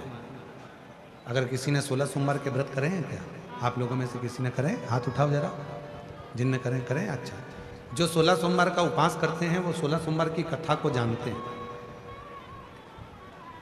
राजा ने रानी से कहा था कि शिव जी के पूजन की तैयारी कर दो, और रानी ने दासी को भेज दिया था पूजन की तैयारी करने की। रानी को दर बदर जगह जगह रानी को ठोकर खाना पड़ी थी। शिव महापुराण की कथा कहती है, भगवान शंकर का चरित्र कहता है। इसीलिए पशुपति व्रत करने वाले जितने भी होते हैं, जो पशुपतिनाथ का व्रत करते हैं, उनसे हम हमेशा एक बात कहते हैं, व्रत आप कर रहे हो तो प्रसाद आप बना, भले थोड़ा सा आटा सेक लो, घी डालकर, उसमें पानी डालकर, शक्कर डालकर सीरा बना लो, रवा का सीरा बना लो, खीर बना लो, कुछ नहीं तो मीठा पुआ बना लो, कुछ नहीं तो मीठा भजिया बना लो, कुछ नहीं तो मीठा गुलगुला बना लो, कुछ नहीं तो मीठा पुआ बना लो, कुछ नहीं पूरण पोली बना लो। पर अपने हाथ से जो पशुपति व्रत करने वाली माताएं होती हैं, बेटियां होती हैं, बेटे होते हैं, शिव पुराण कहती है जब आप पशुपतिनाथ का व्रत करें तो अपने हाथों से भगवान का भोजन तैयार करें, अपने हाथ।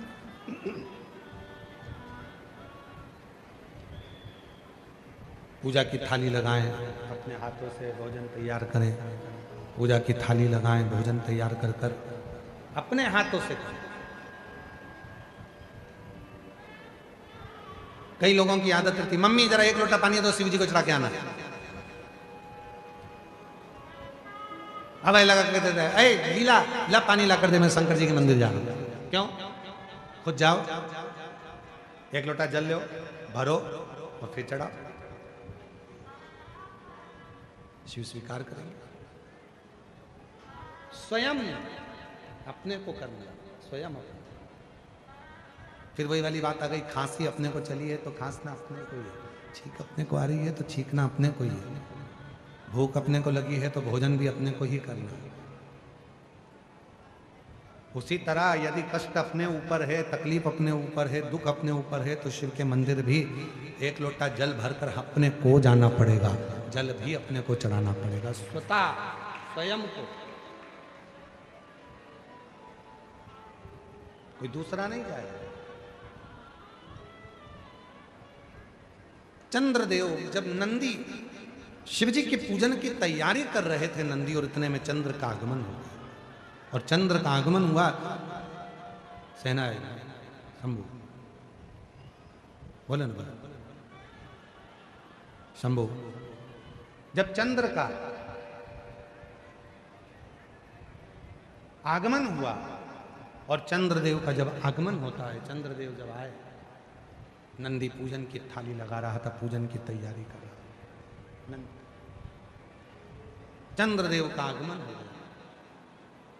नंदी को लगा कि ये भगवान भोलेनाथ जी का दर्शन करने के लिए आए, शिव जी का दर्शन करने के लिए। नंदी ने हाथ जोड़ लिया, हर हर। नंदी ने जैसे ही हाथ जोड़े, प्रणाम किया, चंद्रदेव को और अभिमान आ गया। चंद्रदेव को लगा कि मैं बड़ा सुंदर हूं, औषधि का देने वाला हूं, अमृत तत्व को जानने वाला हूं, इसलिए मुझे प्रणाम कर रहा है। पर नंदी ने प्रणाम क्यों किया? शिव महापुराण की कथा कहती है, शिव मंदिर के 3 स्थान ऐसे हैं जहां पर बैठकर केवल बैठ जाओ तो भी फल मिलता है।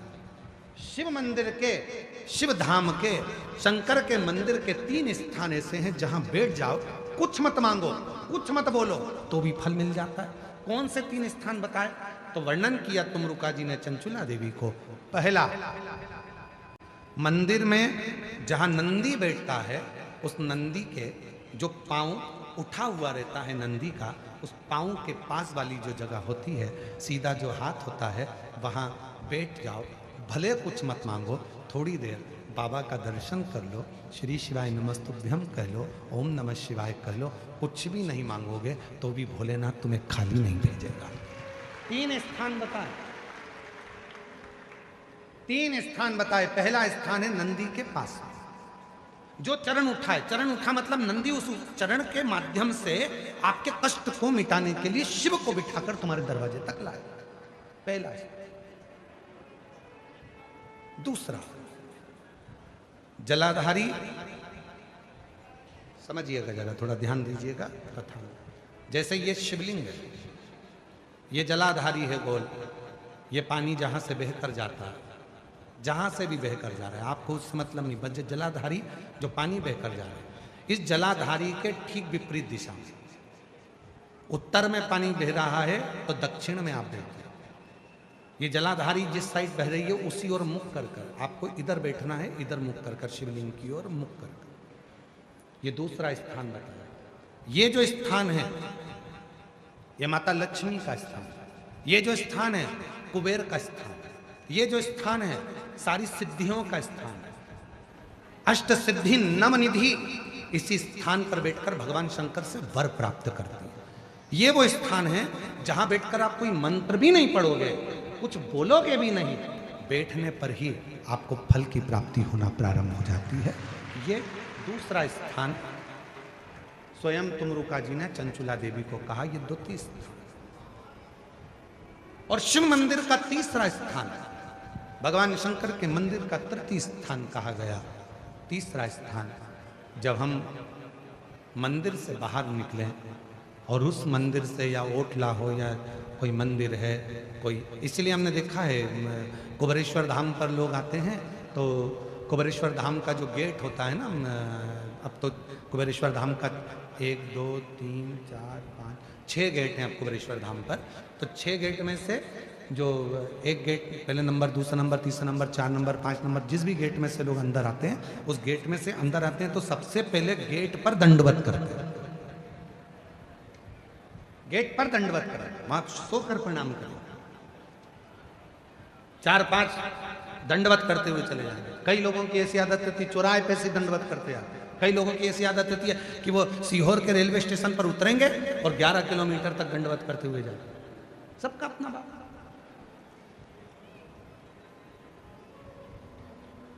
और हम आप लोगों को सुनकर खुशी होगी कि कुबेरेश्वर धाम के प्रांगण में, कुबेरेश्वर धाम के प्रांगण में 4 नंबर और 5 नंबर गेट से आप कुबेरेश्वर धाम के मंदिर के अंदर ही अपनी गाड़ी खड़ी कर सकते हैं निःशुल्क। पार्किंग का कोई पैसा आपको देना नहीं, मंदिर के अंदर ही गाड़ी जाती है। बस आपको 4 नंबर 5 नंबर गेट पे पहुंचना है और वहां से मंदिर को अंदर गाड़ी को प्रवेश करो। बड़ी बड़ी बसें भी लगाने के लिए हमने वहां पर सुविधा कर दी है कि बसें अंदर खड़ी हो जाएं, सब अपना भोजन बनाएं, वहीं पर खाएं। जिसको भोजन बनाना है भोजन बनाए, नहीं तो भोजन तो बाबा का भंडारा चलता है सबके लिए। कोई बस का शुल्क नहीं लगना है, तुम्हारी गाड़ियों का शुल्क नहीं लगना। मंदिर प्रांगण में 4-5 नंबर गेट से अंदर करेंगे, गाड़ियाँ निःशुल्क पार्किंग आपको वहाँ प्राप्त होगी। किसी को रुपया देने की जरूरत नहीं, 1 रुपया भी। आराम से आप लोग वहाँ गाड़ी खड़ी करें, रुद्राक्ष लें, खाओ पियो, बाबा के घर आयो, अपने पिता के घर आयो, भजन कोई नहीं।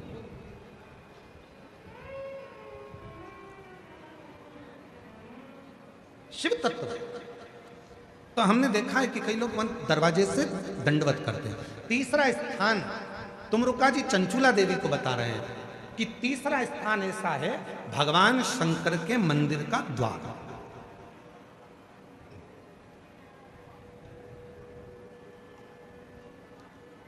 शिव मंदिर का द्वार। और जो भगवान शंकर के मंदिर के द्वार के बाहर, द्वार से जैसे दरवाजे से थोड़ा सा बाहर निकलकर यदि आप शिव मंदिर की ओर मुख कर आप 2 क्षण के लिए भी बैठते हैं, कोई मंत्र नहीं बोलते, कोई साधना नहीं करते, कोई व्रत नहीं करते, तो भी शिव आपको उसका फल देता जरूर है।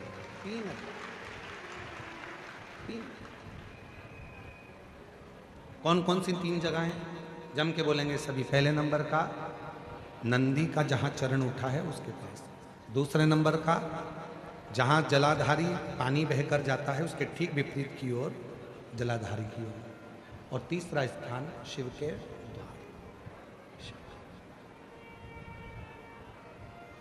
फल दे जैसे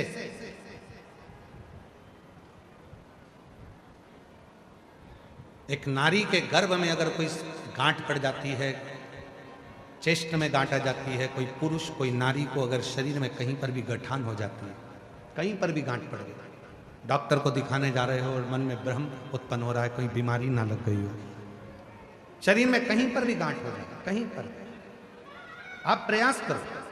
शिव मंदिर के जब पूर्णिमा का दिन हो, प्रदोष का दिन हो, सोमवार की अष्टमी का दिन हो, सोमवार का दिन हो, चंद्रमा की रोशनी जब शिखर पर पड़ रही है और उस शिखर की छाया जहां पड़ रही है उसी जगह पर बैठकर एक बेलपत्र शिव पर चढ़ी हुई चबा चबा कर रात्रि के समय उसको खाना प्रारंभ कर दो। 3 या 4 प्रदोष, 3 या 4 सोमवार, 3 या 4 पूर्णिमा आप करोगे, शरीर की गांठ धीरे धीरे गलना प्रारंभ हो जाएगी और शरीर में गांठ नहीं दिखेगी, वो रोशनी।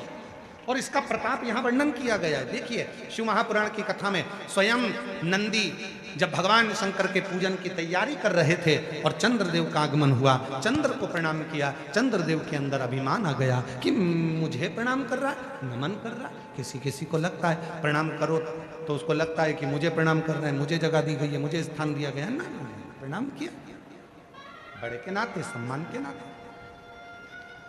चंद्रदेव ने पूजा की थाली को देखा और देखकर पूजा की थाली को चंद्रदेव ध्यान नहीं दिए और चंद्रदेव नंदी को कुछ अपशब्द कहने लगे। अपशब्द कहते हैं तो नंदी का दिल रोता है भीतर से। शिव भक्त का हृदय यदि रोता है तो उसका दंड व्यक्ति को भोगना ही पड़ता है। अब चंद्रदेव नंदी को अपशब्द कहकर चले गए, पूजा की थाली को लांग कर चले गए। अब चंद्र की स्थिति जो गई, चंद्रदेव अपने ससुराल में गए और दक्ष प्रजापति ने चंद्र को काया का रोग दे दिया। काया का शरीर में एक ऐसा रोग लग गया काया का कि वो छूटता नहीं, छूटता।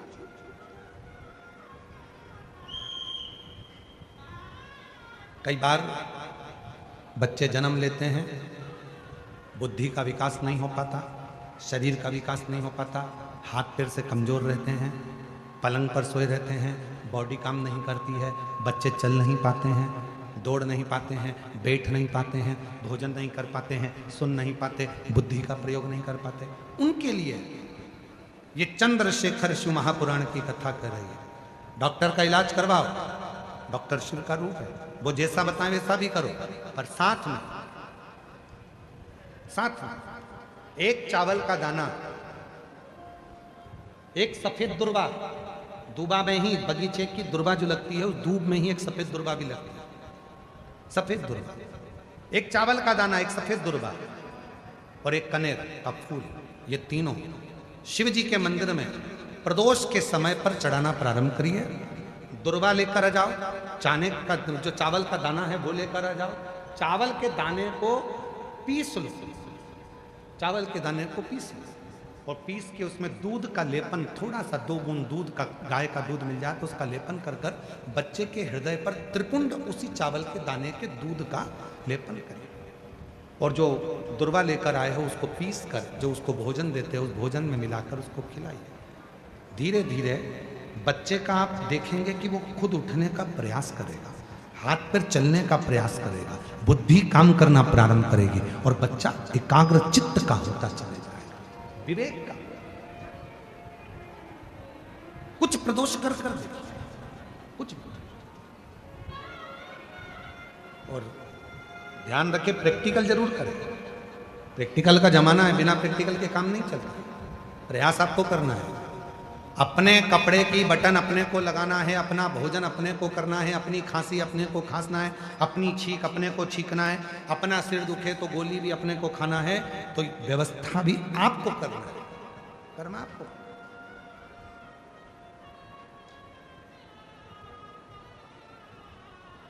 शिव भक्त का तो केवल उतना काम है कि आपके सम्मुख में आकर शिव की चर्चा का स्मरण, शिव चर्चा,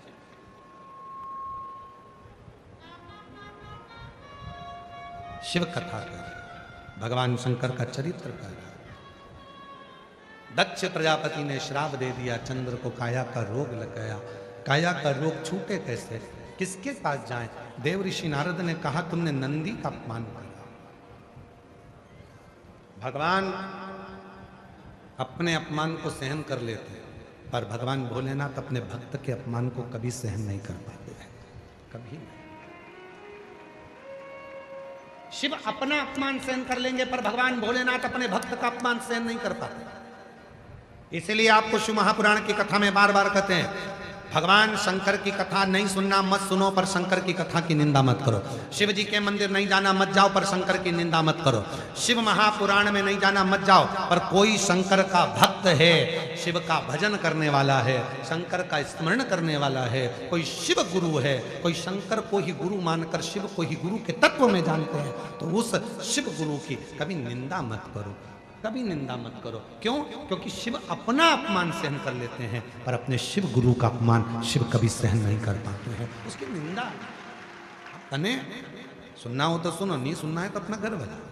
कोई नहीं कह रहा तुमसे कि कथा में आ, निंदा मत करो, बुराई मत करो।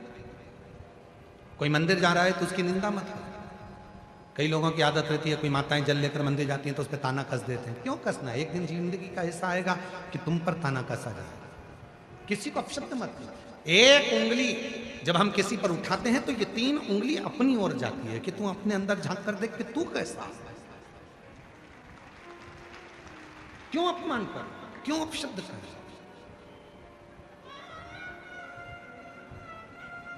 महाराज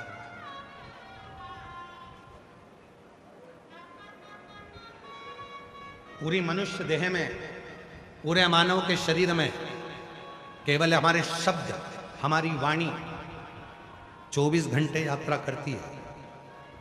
मानव के शरीर में केवल हमारा शब्द, हमारी वाणी ऐसी है जो 24 घंटे यात्रा करती है। शब्द, इसलिए कहते हैं वाणी ऐसी बोलिए जो मन का आपा खोए। 4 ताले में बंद हो जाओ और 4 ताले में बंद होकर भी तुम कुछ बोलोगे तो तुम्हारे शब्द बाहर निकल कर आ ही जाएंगे और लोगों के कानों तक पहुंच जाएंगे। पति पत्नी अपने कमरे में बैठकर भी बात करेंगे तो वो बात अपनी बहू तक पहुंच ही जाएगी, बेटे तक पहुंच ही जाएगी।